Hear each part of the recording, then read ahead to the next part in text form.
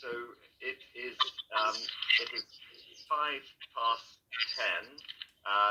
and it's a great pleasure to welcome you to the first virtual Scleroderma Family Day. And so I'm Chris Denton, running the clinical service here at the Royal Free, and I'm delighted to welcome you here, with also Professor David Abraham, who runs our basic science lab, but very much also welcome from James Carroll Black, who obviously set the unit up and really at least got David and I moving in the right direction to develop things. So I'm going to hand over to Carol to give a few words of introduction to what is our 25th anniversary family day that was unfortunately postponed, like so many things, from the pandemic last year, but that we are doing this as a virtual event today. So Carol, thank you. Chris, thank you very much. It's just a delight to be here, and if we can't do it in the real person, then we must make the most of doing it virtually. It's hard to believe it's 25 years since our first family day, but of course, watching it over those 25 years, this day has really grown, not only in size, but I think in the importance it has for the people who are able to come, because it brings them together. There's been, over the years, a fantastic range of speakers and participants and exhibitions and information, all really geared to enable patients to cope as well as they can with this disease. And of course, over those 25 years, I've seen so many developments. I think it'd be fair to say 25 years ago, we did not have any adequate treatments for pulmonary hypertension, for interstitial lung disease, and of course, kidney disease was still a big problem. And year on year, although not as fast as most patients would want, we've seen a very steady but gradual improvement in what we can offer to patients. And I do think the stability of the unit and the growth of the unit. You're right in one way, Chris, that I made you and David go in the right direction. But you've gone much further and much better than I went. And I was always taught, I think it's a very good lesson. You should always appoint people who are better than you are, because they will then take it on, and you hope that they will appoint people who are better than them, so that everything can really grow and develop. And just finally to say, it's great. It's one of my greatest prides, and I think in many ways my greatest achievement, to see the establishment and the development and the growth of a unit which serves people who have such a difficult and challenging disease. And I am just always so proud and pleased that it's gone from strength to strength. So I'm delighted to be with you. I also just want to pay tribute to the support of all the people you have around you. And I know Pam's on the call somewhere, and I'm going to call her out because she's been there for me ever since the beginning. And she and Millie and Addie and Kim, and I'm missing lots of people out, but everybody has really made this, it is a family unit as well as a family day. So I hope next year we can have it in person. And then I think we should have, even though it's 2 years later, a sort of mini celebration that we've survived 25 years. Thank you, Chris. Thank you very much, Carol. And David, did you want to just say a few words,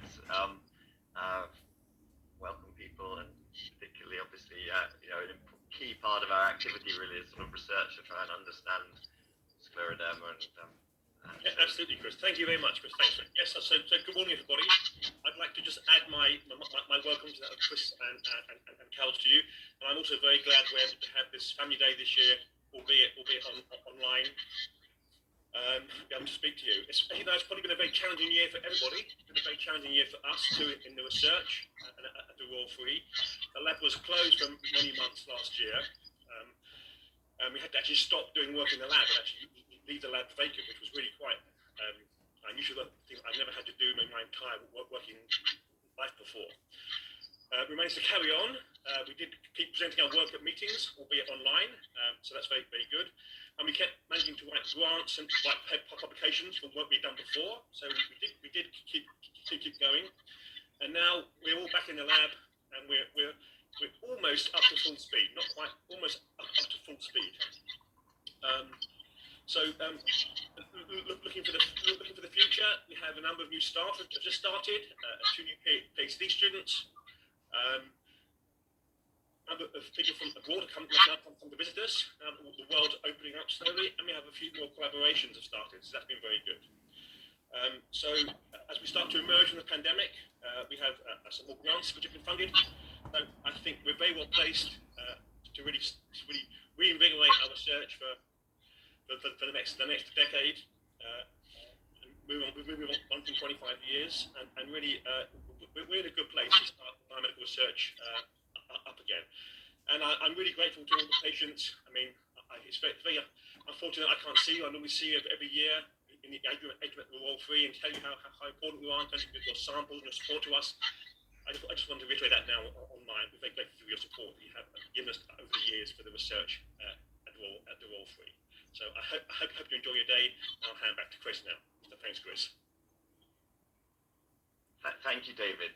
So I'm going to do the first technical challenge of the day of sharing my screen again.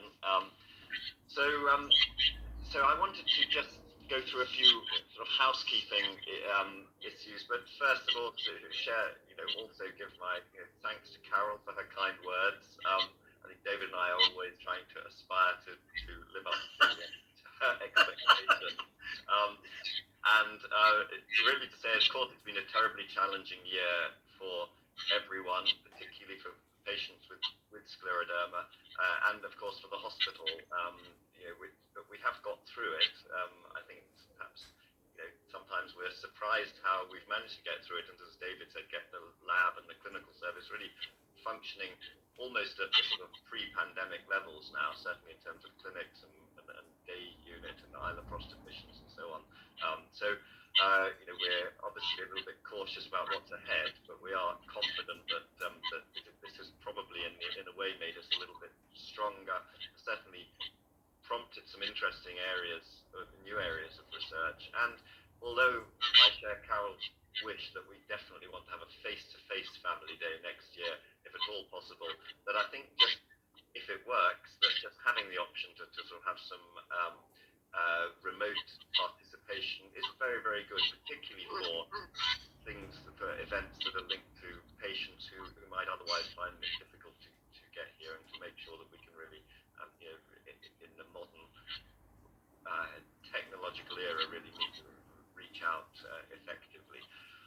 So just in terms of housekeeping, so apologies in advance for the technical issues. We always have some technical issues when we have a face-to-face real event in the atrium, and so this may be no different, and so apologies if we lose, it's not seamless.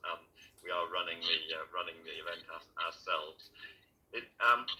We would use the chat for questions. So if people have questions, if you put them in the chat, then we will monitor the chat and then share them with the speakers at the end of the talk. We hope that we'll have a few minutes for questions after each presentation. We're going to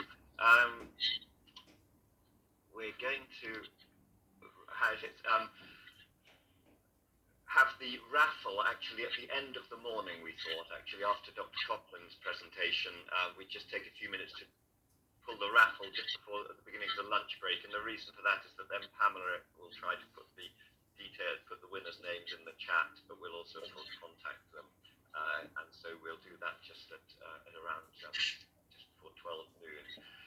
So here's the program for today. So we've got some, we hope very interesting talks that really try and cover the three main themes of a family day as far as I'm concerned. The first is to sort of update you all on some of the research that's going on in the unit and in the broader sort of world of scleroderma, because it is exciting to see progress, even if it's slower than we might wish. And also to cover some of the clinical problems or the practical problems that patients have. And really I've divided that always into two groups of problems. The problems that are sort of life-threatening, that really worry us as scleroderma physicians, things like pulmonary hypertension, but also the problems that patients have that are a real burden to them, that may not be life-threatening. And so we've got a mixture of hopefully Professor Porter talking about the dental aspects and oral health in scleroderma. Rory McLean, who's one of our talented clinical fellows, is going to talk about the gastrointestinal tract area that he's been working on very well, and Dr. Cochrane to give us an update on pulmonary hypertension and the heart. This afternoon we'll also have some outside speakers. We're delighted to have Francesco Delgado from Leeds, who's leading the scleroderma program there, and we work very closely with Francesco on a number of research projects. I'm going to give a brief resume really of the last 25 years, which I think was appropriate really for the family day, but also because it has been an era of progress. And then we're delighted that Julia Spearings, who's actually on sabbatical with us from Utrecht in the Netherlands, is going to give us a Netherlands perspective. So that's really a run through the day. Please put your questions in the chat and we'll try to get through them. We'll do the raffle just before lunch. And so that leaves me no more to do other than to, first of all, just thank all of our research supporters. And we're very grateful, obviously, to to individuals who give us donations for our research. That's hugely appreciated, because that's often what we need to sort of get new projects started. But we're also very, very grateful to the major funders. I just highlight particularly Scleroderma Raynaud's UK versus Arthritis and Medical Research Council with some recent awards. But all of these funders are really important and critical to our work. So with that, I'm going to stop sharing my screen, and we should be just about on time for the first speaker of the day. So Dr. Christina Clark is hopefully no stranger to many of you attending. So Christina is currently a Medical Research Council training fellow with us doing her PhD, but she has an illustrious career up to this point, and hopefully she's going to stay interested and committed to systemic sclerosis. She's been working with us for a few years now as a clinical fellow, and has spoken, I think, at the Family Day before, but in a way this, I think, will be a little bit of a progress report and an update. And so, Dr. Clark, I invite you to share your screen and tell us what is in a biopsy. Well, thank you very much. Sorry, I'll just share my screen. Oh. Great. I can come off the main screen now. I've done my introduction, and I can get into this through one of my other pieces of equipment.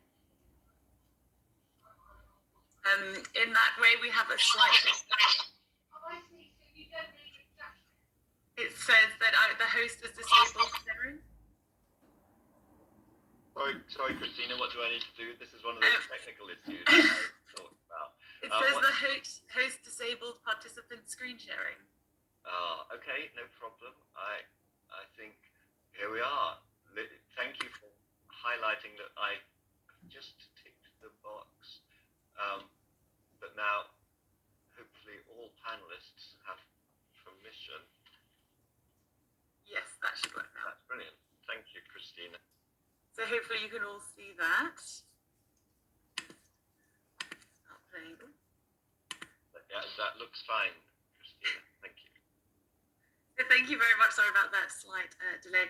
So as Professor Denton mentioned, I've been around the Royal Free for quite a while, and I believe a lot of you, well, hopefully a lot of you will recognise me or have met me at some point. But I'm going to just talk to you a little bit about some of the work that we've done and that you've all been extremely kind in helping on this talk called What's in a Biopsy. So we'll cover a little bit about skin classification and scleroderma, some of the differences between patient subgroups, and then the title of my talk, which is the one I've been working on for the last few years, and then the information we've learned from it so far. So as many of you know, we largely classify systemic sclerosis depending on the extent of skin involvement, with limited disease being where your skin thickening is limited to below the elbow to your fingers or your knees to your toes, and including your face. Whereas the diffuse disease is classified by those who have skin involvement across their torso, upper arms, and back as well. And it doesn't take into account any other organ involvement. It's purely based on the extent of skin. To do this, we largely subdivide we monitor how much skin is involved using something called the Modified Rodnan Skin Score. And we divide the body into 17 parts, and then look not only to see the extent of skin involvement, but also how thick each area is as well, and classify it as uninvolved, mild thickening, moderate thickening, or severe thickening. And to do that, we tend to pinch everyone's skin to see how thick it is. And you may hopefully sort of explain why when most people come into clinic, one of the first things we do is skin and feel how thick it is going up your arm and in the different areas. But as I mentioned, it's not just a disease of the skin, and we know it affects much deep involved, and we do a lot of screening looking for lung fibrosis and pulmonary hypertension, as we know that treating these early have a real impact. But it also carries high morbidity, so things like the digital vasculopathy, musculoskeletal involvement have a big impact on everyone's life as well in terms of day-to-day activities and dexterity. The other aspect that we usually test for when we are in the clinic, and especially when you first come to see us, is we look at everyone's antibodies. And with the aim of doing that is we get an idea of both in the early days which trajectory you're more likely to go down. For example, we know certain antibodies are much more likely to be associated with the diffuse skin involvement, such as SCL70 RNA polymerase 3, and other antibodies are more likely to be associated with limited skin involvement, so the anti-centromere being the commonest there. And then we have what we call the overlap antibodies, and these tend to have features both of systemic sclerosis, but also maybe another autoimmune inflammatory condition. And we can then even subdivide these antibodies into those antibodies that are associated or more likely to be associated with certain organ manifestations. And here we can see that in the diffuse disease, the SCL70 are more likely to develop lung fibrosis compared to the other antibody subtypes, whereas the RNA polymerase 3 are maybe slightly more represented in those patients who develop a renal crisis. On the other end of the spectrum, we have the centromere antibody, which is often associated with these telangiectasia, and THCO in U11 and U12 are more likely to be associated with lung fibrosis. And then, as mentioned, these overlap conditions, we tend to see inflammatory arthritis or muscle inflammation. When we test the antibodies, what we are testing for is this staining pattern seen when we do immunofluorescence. So you can see that each antibody has a different staining pattern under this special fluorescent light, and that helps us to work out what kind of screening is maybe more important in certain subgroups of patients. If you look here at the green line, you can see those with the SCL70 antibody are at a higher risk of developing lung fibrosis, regardless of the extent of skin involvement. So the other thing that antibodies give us is information about the skin itself. And we know, just looking at two of the antibodies associated with diffuse disease, that those with the RNA polymerase antibodies, so this red line here, tend to have a very high skin score initially, but it does tend to improve at a faster rate compared to the ATA antibody over the first 5 to 10 years of disease. And we also see that ARA antibody, the skin tends to improve to a greater extent than those with the ATA antibody. And as you can hopefully also appreciate here, that the skin continues to improve 10, 15, 20 years down the line. So there is constant change within the skin disease. But this is still not the whole picture. We know that not all patients develop the disease as per their antibody predictions, and not all patients develop the organ involvement as per their antibody predictions. So what is the Biopsy Project and the title of this talk? So the Biopsy Project itself was an academic collaboration between UCL and GSK.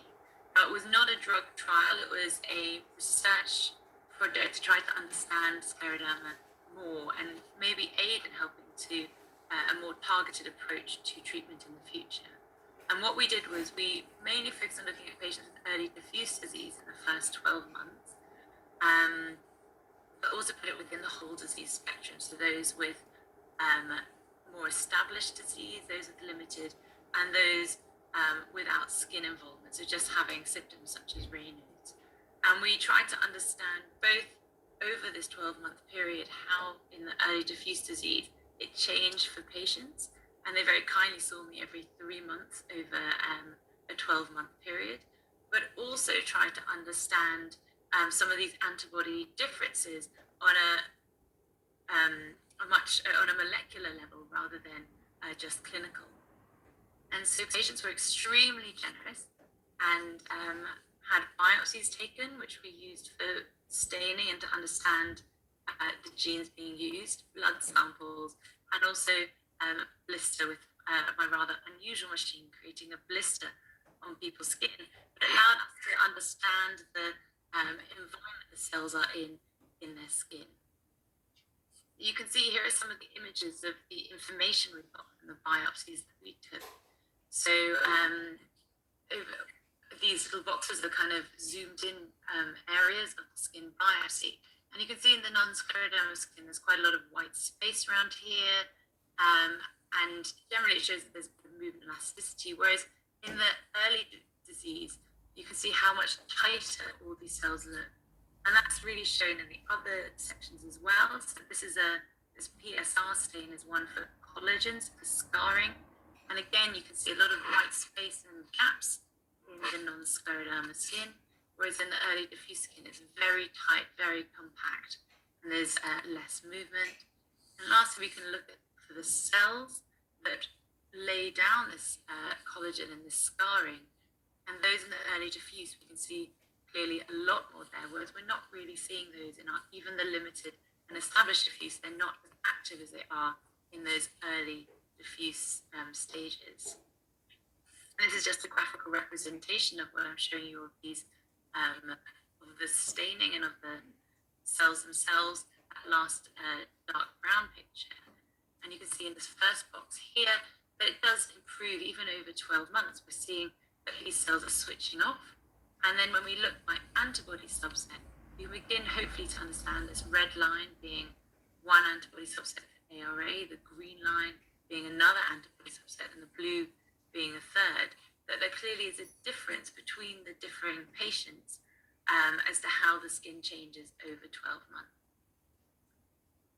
As mentioned, we also had blood samples, and one thing we began understanding during this is that, remember, this is just, we weren't giving patients any medication, this was just trying to understand the natural course of the disease, is that when you look by antibody at how some of these blood markers change over time, hopefully you can all appreciate that there's quite a clear difference between those in the ARA antibody and the blue line and red line here versus those with the green line here. And so just naturally looking at our patients over time, if we don't take into account their antibodies, we may not fully be able to understand changes that happen if we then give medication on top of this. And this little marker here is made up of this algorithm for the one I was just showing you is made up of 3 markers. And here again, each of these markers follow that same pattern where the ARA antibody tends to increase over time, whereas the ATA tends to improve. So why do a biopsy and what have I learned from it? So when we took the biopsies, other than just staining for them, what we also asked the computers to do is we looked at to see which genes the body is using and see whether they're genes associated with fibrosis, with scarring, with inflammation that are more active in the disease versus the non-scleroderma skin. And then we took this was done on each biopsy that we took, and then we asked the computer to say, can you see patterns that show that some of these biopsies are more similar to others? And we didn't give it any information as to what the underlying disease was. And as you can see, naturally, the skin biopsies do seem to separate out themselves. So with this non-scleroderma group, they're very closely similar, they're very similar to each other. Then you've got the limited, established diffuse, and the early diffuse. And that was all information from the skin. However, when we do that in the blood, the computer is not able to separate our patient groups out quite as well as it could with the skin disease. So clearly the skin is really important to help us understand about the disease and what's happening in the skin. And it's information that unfortunately we cannot get just from taking blood samples, although we do get useful information from the blood as well. And when we then went on to look even further and try to say, can the computer separate out antibodies? The answer is yes, it could. The computer very nicely separated out patients with these two main diffuse antibodies that we see in the clinic.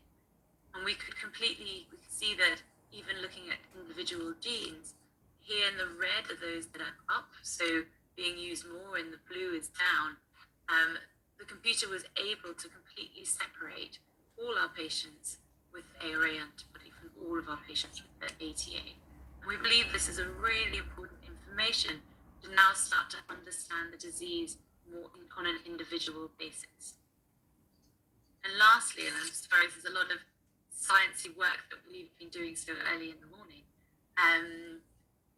Each of these genes can be grouped into pathways to try to understand whether kind of inflammation is up or other molecular pathways. And what we found was that although there's a lot of similarities, so all of these pathways here are upregulated in both of the antibody subsets, which makes sense that there should be a lot of similarities because everyone has scleroderma in this project.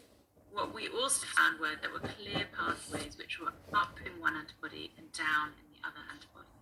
And this then begins to allow us to understand some of those differences we see clinically and maybe suggest that if patient groups don't respond to certain treatment, we're targeting a pathway that's not a universal pathway, but an individual pathway depending on the antibody subset.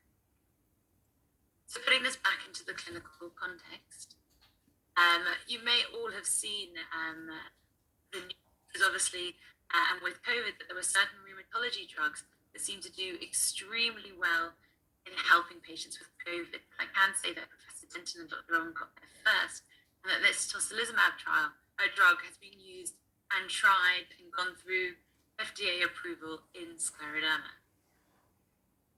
And what we know is that in the trial for scleroderma, when you looked at all patients, this drug tocilizumab was extremely effective at preserving lung function. So it stopped any decline in the lung function over a year-long period.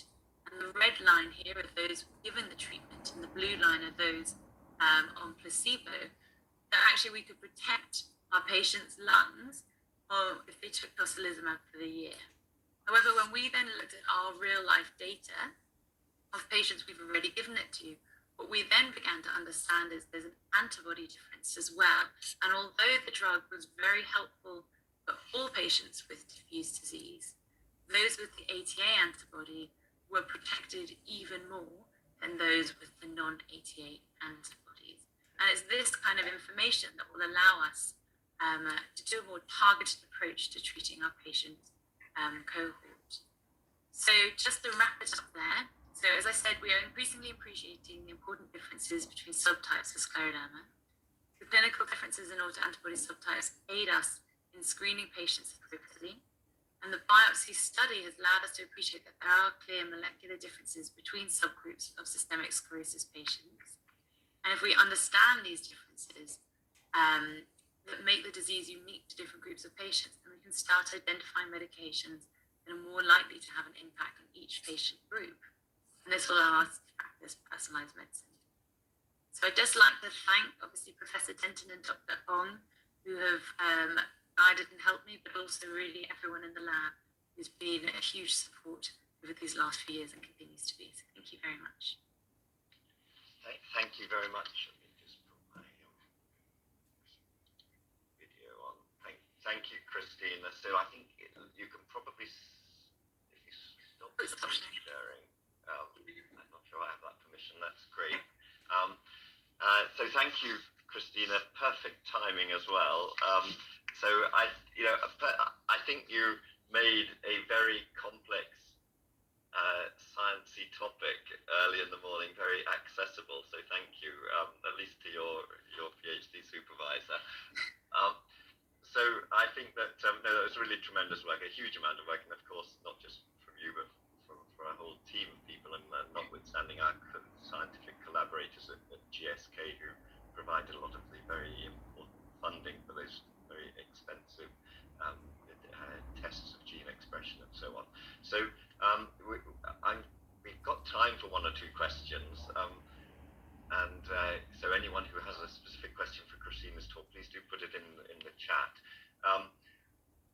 In the meantime, Christina, I think you really showed very nicely, I think, for the tocilizumab, real world data that we've looked at, as now that we've got a drug that is another drug that may be helpful for lung fibrosis, and I'll talk a little bit more about that when I review the last 25 years this afternoon. But I think you showed, in a way, you've shown that antibodies can help to predict, response to treatment. Do you envisage that the sort of information you get, the more detailed information from a biopsy, would perhaps also help in the future? How do you? Absolutely. I mean, obviously, it'd be nice to have something that's not quite so invasive, but I think as we're understanding, and hopefully I showed with some of the skin biopsies, that there are genes that clearly show a difference between the two antibodies. And what we might find is that some of those genes, especially in treatment trials, are switched off after treatment. And we may find that there's subgroups of patients that if they are particularly raised, like those genes are particularly raised, that drug can then switch it off and predict response, clinical response. So it may be that, a screening biopsy initially to get an idea of the type of disease patients have, because as I said, the antibody isn't everything either, and that some patients don't completely act as predicted by their autoantibody. And so you might almost have a different antibody but behave like an ATA patient or something like that. And there, I think the skin biopsy will be extremely useful for that. Thank you. And I would just also like to say that, and I don't want to tread on Francesco's toes when he gives his presentation this afternoon, but we are very grateful to Francesco because the ELF test that you showed very nicely was a test that Francesco really was instrumental in highlighting its potential. It was a test that was originally developed for liver fibrosis, but does seem to help us to understand Scleroderma fibrosis as well. And we've collaborated with Francesco in a number of studies that you may talk about. But I think what Christina's work has very nicely shown is that even a test like the ELF test, which may look quite promising at a group level, that you really need to also think about individual patients when you're assessing it. So I think that was hopefully it's a nice synergy of research, because I think research is all about collaboration, really. So I think that I don't see any pressing questions in the chat. So I think, Christina, I'm going to thank you again for a really wonderful talk, and for getting the family day going off very well. And we'll move to the second presentation. So I'm delighted to see that Professor Stephen Porter is with us.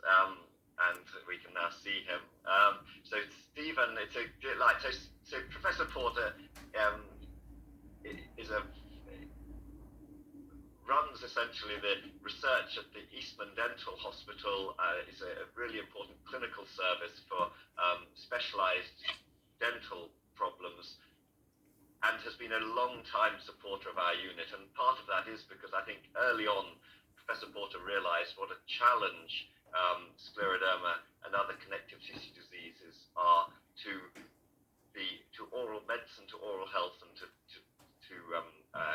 teeth. And so this is definitely a topic that we've had on our radar to have a presentation on for several years now.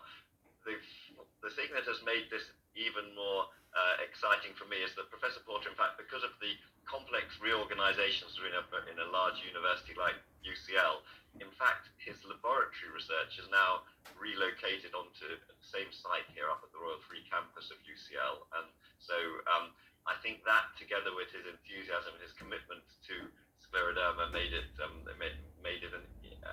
real pleasure to invite him to come and talk today. So, Stephen, you should now have, thanks to Christina correcting my things, you should now have permission to share your screen. And thank you again for giving a presentation. We've already got one or two questions in the chat for you, so we'll come to those at the end of your talk. Okay. Let me just move you out of the way. Excuse me. Can you see the slides? Just a moment. We can. Hold on, but are they full screen? Just showing. No, I think they're not in screen show view yet. Let me just do that. Hold on a second.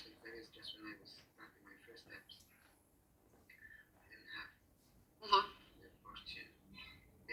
Alright. Let me just move this out of the way. Is that okay now? No, we've got full screen now, thanks. Hallelujah. Okay, right. So,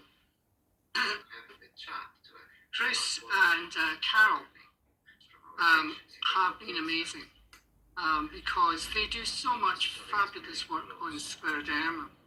And when I came to London, I got to meet both of them.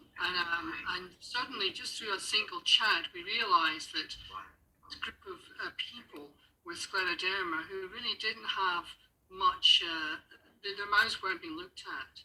And that kind of spurred me on to have an interest as regards this.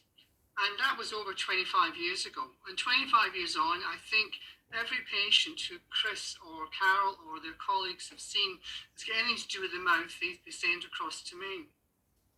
I am not your conventional kind of dentist. I'm a doctor as well.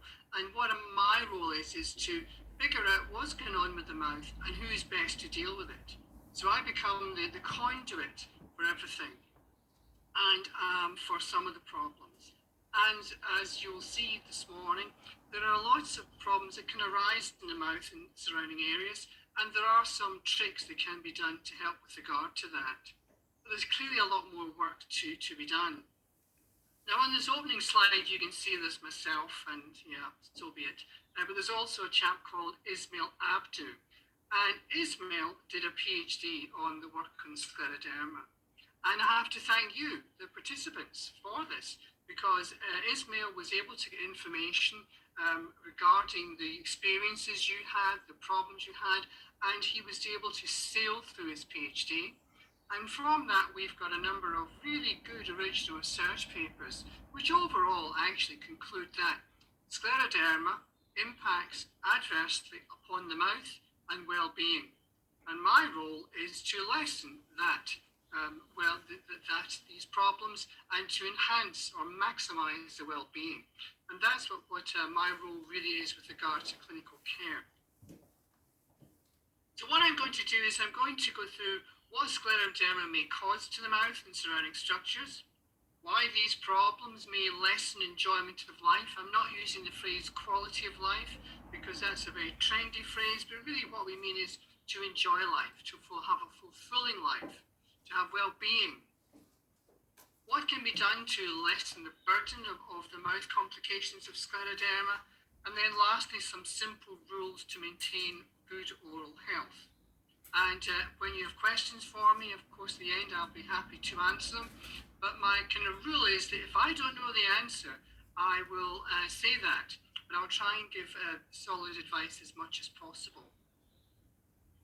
So, Scleroderma can greatly impact upon the mouth in all sorts of ways. And this slide kind of summarizes what we're going to be doing over the next few slides. It limits mouth opening in some patients, but not all. And without mouth opening, people can't put things in the mouth, they can't talk with any great ease, they have a loss of confidence, of socializing, so it's an impact. The mouth can dry up because some of the drugs that are used can make the salivary glands stop working, or the salivary glands themselves become destroyed due to an allied immune processes taking place in scleroderma. And without saliva, we can't talk. Can't swallow. We have an increased risk of tooth decay and gum disease. Dentures don't stay in the mouth very well. And during the night, our mouths move all the time. And without saliva, we have no lubrication. And without lubrication, the teeth grate against the inside of the mouth and it wakes people up. So that's not, these are, the impact of dryness of the mouth can be quite profound. And therefore that becomes for us a major target for management. There can be mouth ulcers for a variety of reasons, funny white bits in the mouth. Some of the medicines may impact upon therapy, not necessarily the therapies which are currently in use with scleroderma, but it's an impact, for example, of the drugs that are used to harden bone in patients that have corticosteroid-induced osteoporosis. That can cause problems with regard to the mouth. There is some evidence that people with scleroderma affecting the mouth and possibly even not affecting the mouth may have a risk of mouth cancer. The evidence is not particularly strong.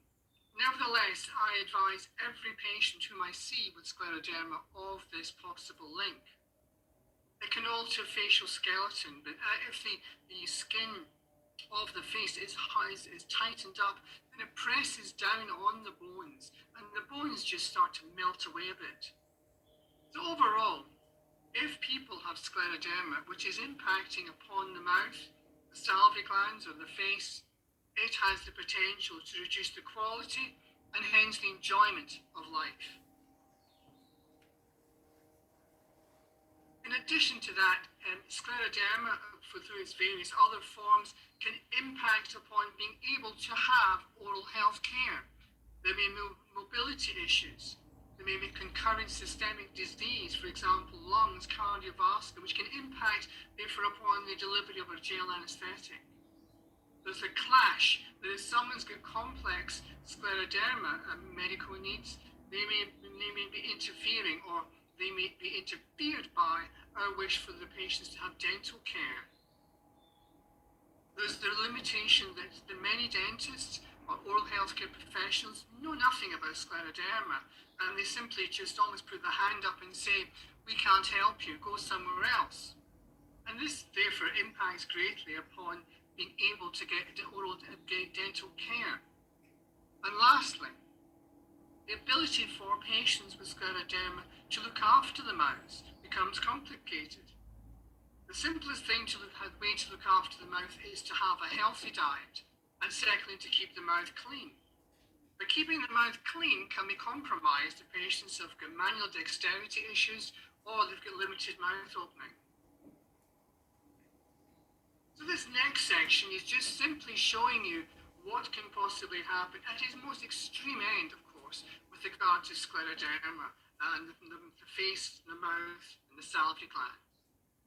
The mouth, the facial skin can tighten up, and as a consequence, the nose becomes a bit thinned, or beaked it's called.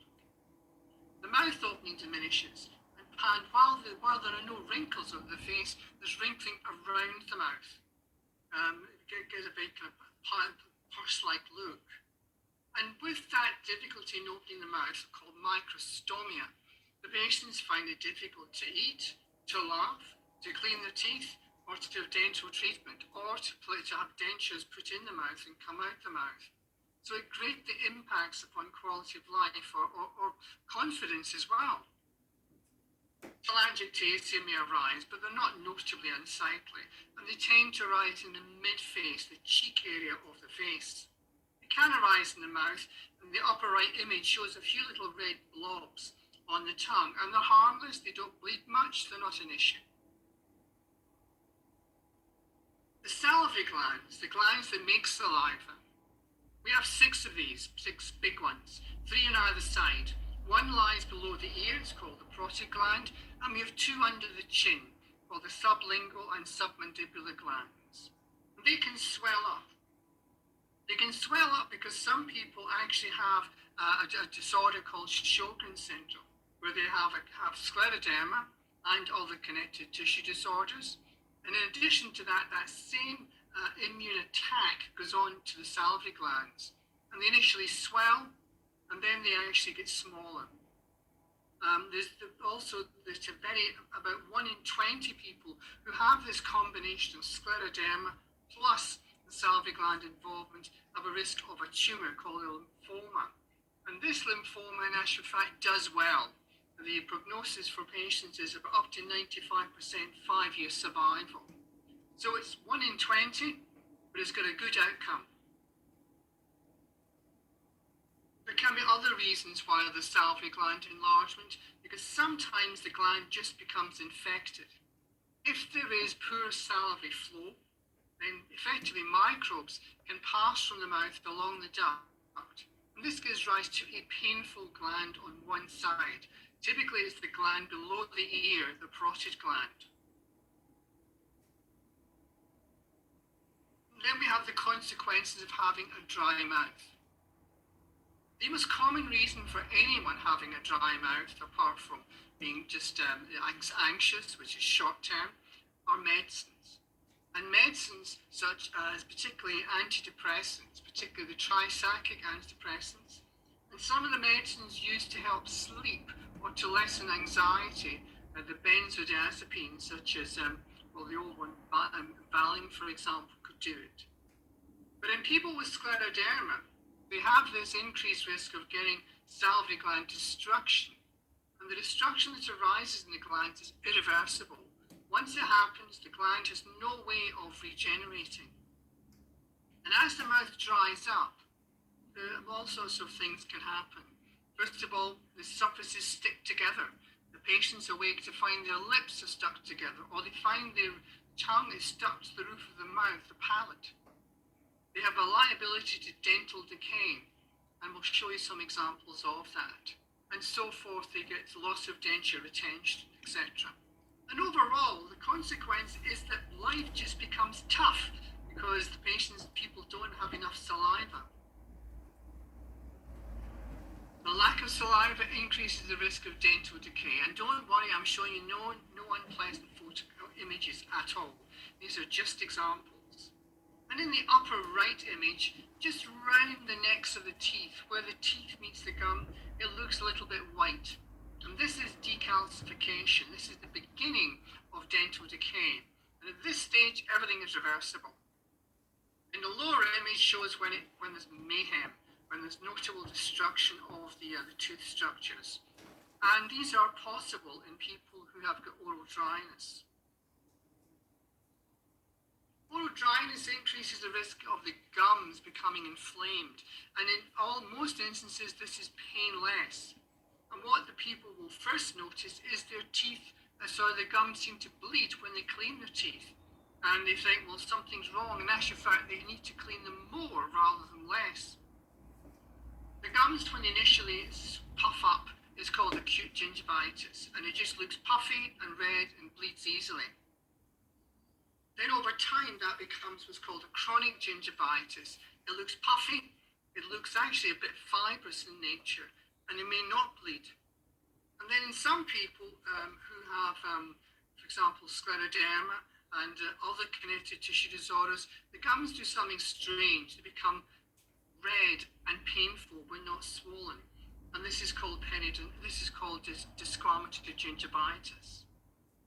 Now, people are concerned as to whether dryness of the mouth and or scleroderma increases the risk of periodontitis. That's where the anchor which holds the tooth into the bone is lost, and therefore teeth are lost at an early stage. And there's no strong evidence that that does take place. So the dryness of the mouth that may arise and associate with scleroderma on the gums is most likely just to cause mild inflammation. It will not lead to early tooth loss. When the mouth is dry, it's more predisposed to different fungal infections. And there's different fungal disorders described. Perhaps the most well-known one is called thrush, which is the upper left image. And this is painless. And it's just little white flecks that arise on the surface of the mouth, typically the palate, the bit at the back of the mouth, the back of the roof of the mouth. And it's just little white blobs. And they wipe off very easily. The underlying area is red, but it's not painful. This is most likely, by the way, in people who are taking corticosteroid inhalers for lung disease. But it can also arise when the mouth is dry. And there's other variations of fungal infection of the mouth, which I'm showing you, which really, while my colleagues in oral medicine and dentistry might get very fussed about, they mean very little, because they are painless, they are long-term, they don't give rise to cancer, so I don't worry about them at all as regards prescribing any medication for them. This is a rare thing, but this is when the gland becomes infected. As I said earlier on, if the gland isn't working, then there's no saliva coming out, the ducts, and the bugs, the microbes, the bacteria are able to get up into the gland and cause a bit of inflammation. This is very distinct because the gland is usually one of the glands that lies below the ear, the parotid gland. It's painful. There may be a bad taste in the mouth, and there may be an unpleasant breath smell, halitosis. And the treatment for this is just antibiotics such as flucloxacillin or amoxicillin, and that seems to work well. If it recurs, then sometimes there's a need to do complex things like put a tiny endoscope up into the gland to try and open up the duct a little bit, but that's rarely done. But it can be done very successfully in certain centres in the UK. Now, taste relies upon having saliva because it puts the